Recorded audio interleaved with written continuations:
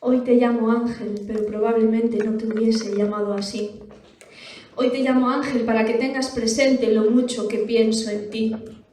Y con la calma que estos versos me propician, la calidez de las palabras que combinan, te escribo a ti estas líneas con la esperanza que en el cielo las recibas.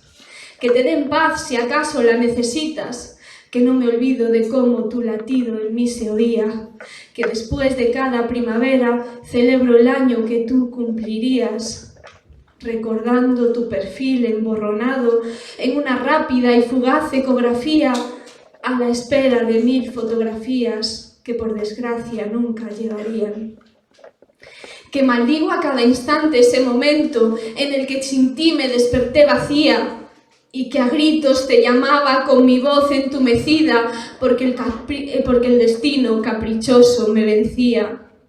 Sin solución a esta eterna pesadilla, que en esa estrella permanece tu recuerdo, a la que miro para así leerte un cuento, en el que mis brazos lentamente te mecían y la luna envidiosa te alumbraba desde arriba.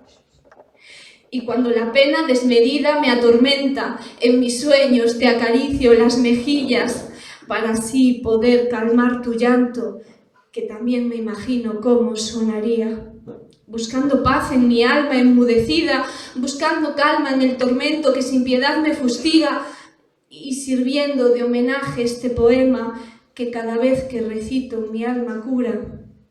Y sirviendo de homenaje este poema que cada vez que recito a ti me acerca, alargando el momento de callarme para así no soltarte de la mano, alargando el momento de callarte para así no soltarte de mi mano.